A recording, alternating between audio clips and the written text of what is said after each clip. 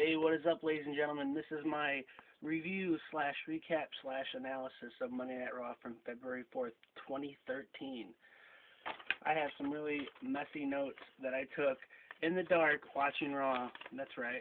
I don't like the lights on when I watch TV. I like it dark so I can pay attention. That's awkward. So let's get right to it. So bear with me. My writing in the dark is not that good. So we opened with Paul Heyman and Vince McMahon Jr. Montage of the hysteria that happened last week, and Paul Heyman getting outed as paying off the Shield. Then we had CM Punk coming out for a little promo and asking if he was in the video, which he wasn't. So people need to give him a little bit of respect. We had Booker T coming out, messing up his line. Like his first line was, "I'm the managing, whatever." So he announced that there's going to be the WWE app would have a special poll to determine who would be CM Punk's opponent later in the evening. I believe the choices were Jericho, Ryback, and Rey Mysterio. Punk's opponent, Ryback. That's who they had Ryback talking backstage about wanting to do it. Then we had Antonio Cesaro versus Ryback, and Cesaro, who is your U.S. champion, lost in basically a squash match, and it was pretty ridiculous. Cesaro, I mean, he's a great talent. He's a champion, and they have him lose. Yes, he had a little defense, in the middle, but it was pretty crappy how very little he had. This was definitely a night of the good guys. The good guys all went crazy except for one match. We had a little backstage Rey Mysterio interview about the WWE app wanting to be the wanting to face CM Punk later in the evening. Then we had a Shield retrospective of what they've been doing and a little video package about them. Then we had Vicky Guerrero interviewing John Cena backstage. Cena wants the Shield tonight.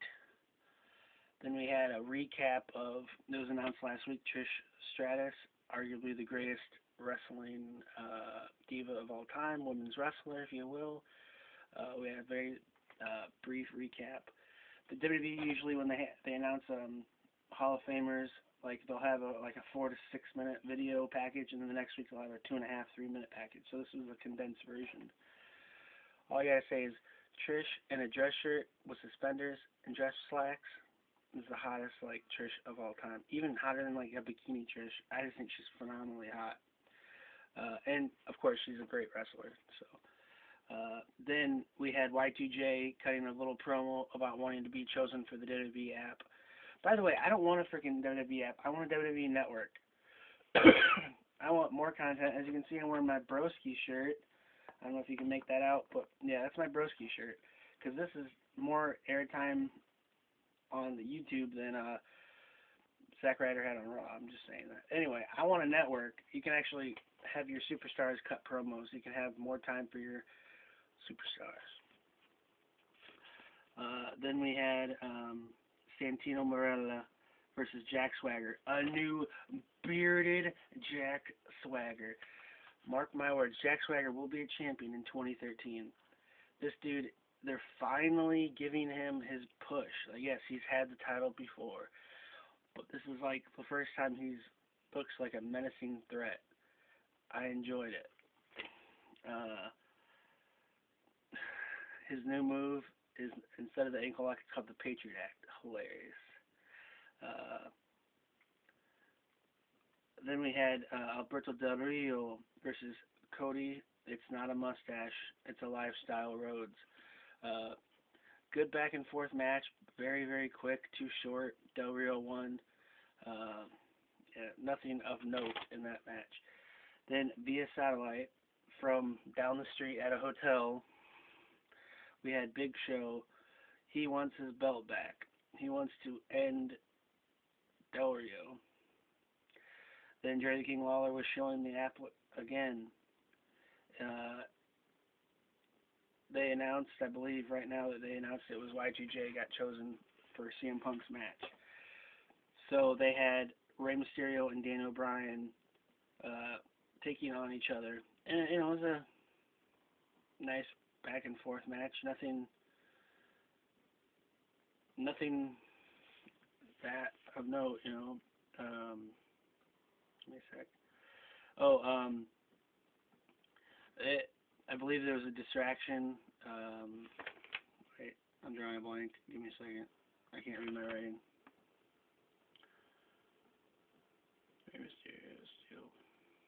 I can't remember, sorry. Then we had Mark Henry come out and he just annihilated everybody. Great, Mark Henry's back, who cares? Mark Henry sucks. They're going to push him as a good guy. Now he's a bad guy again. I don't like Mark Henry, whatever.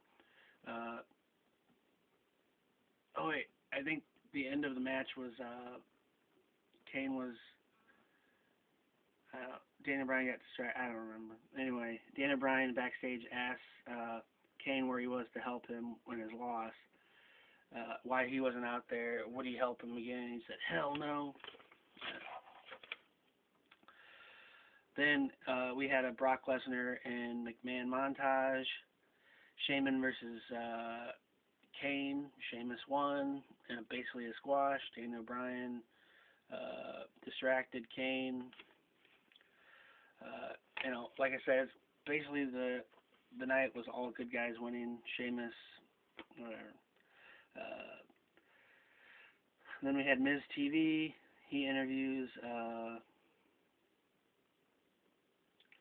Paul Heyman about what he knew about the Shield. Vicky Guerrero comes out. Brock Lesnar comes out and smashes, makes some pain happen. Then we had RKO versus Wade Barrett. A useless match, doesn't do anything good for Wade Barrett. If anything, they should have Bo Dallas come out, keep continuing that feud to help elevate Bo Dallas. See, Wade Barrett isn't quite at the moment in his career where he can, stand a loss. I mean, yes, he's losing to Randy Orton, who never loses ever, but it doesn't bode well. I mean, he got eliminated like a chump in the Royal Rumble. Then he gets beat by a power slam last week. A freaking power slam by a guy who's smaller than him. And then he loses. I mean, it was a good back and forth. He had more offense than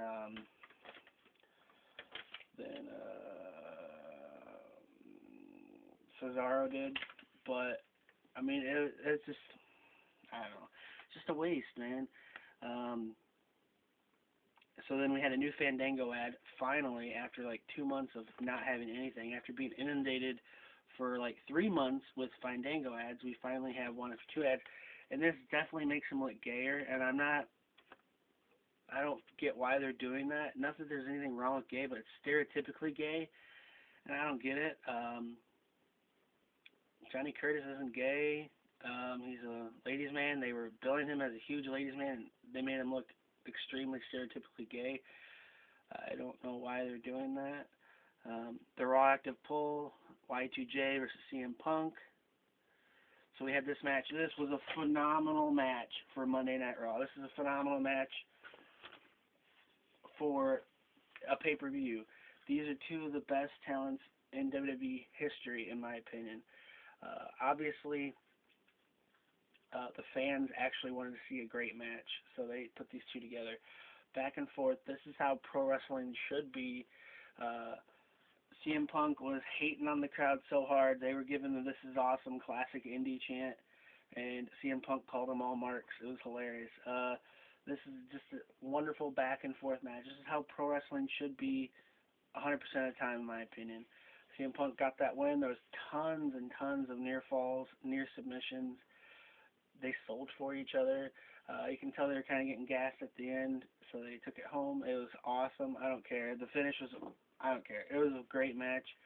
These 2 should be in title contention at all times, in my opinion. It's like, see, I don't know. I loved it. Then we had the Hall of Fame announcement. Bruno Sammartino. He's held collectively the titles over 4,000 days, more than anybody. One time alone, he's had it for 8 years, so it's crazy. I had a little conspiracy theory that, you know, after they dropped the title with CM Punk, that's when Bruno finally did it, because maybe he was pissed that they were going to try and make his record go bye-bye. So who knows, whatever. Then we had Matt Striker backstage interviewing. Oh, I don't want to. I'm very happy for Bruno Sammartino. Great talent, huge, huge talent in the wrestling lineage. Then we had Matt Striker interviewing CM Punk. Punk reiterate this is his belt, that Dwayne is only holding on to his title. Then we had a Rock highlight video. Josh Matthews backstage interview with Cena. Cena's coming for you. Then we had Big Show had a delivery. He was on the phone eating his dinner, which he wasn't really eating, which is surprising. And so Big Show gets this delivery, and he thinks that the telegram person who's delivering the contract, which is down the street from the hotel, is just a fan, when really the fan is trying to get him to know that Alberto Del Rio is right back there. So they had this little, fight in a hotel lobby. They throw a chair, throw a table, break a table leg. Then Alberto Del Rio gets the comeuppance and gets a fire extinguisher and sprays it in his face and then hits him on his side, but they played it off as he hit him on his head. Then they tried to have this cool thing where the door would close on the elevator as Alberto was leaving, but it messed up and it wouldn't close at first, and then it did. That was kind of funny. Then we had Brad Maddox calling out the Shield, which is funny.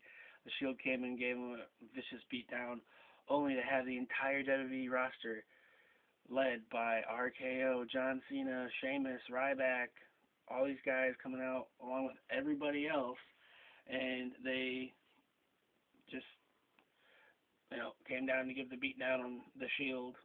So it's like 40 against 3. And then Raw ended that way as the Shield went for cover. So, I don't know. What did you think of Raw? Did you have fun? Was it everything you wanted and more? Do you agree with me? Do you disagree with me? What was your favorite moment? My favorite moment was CM Punk versus Chris Jericho. Excellent match.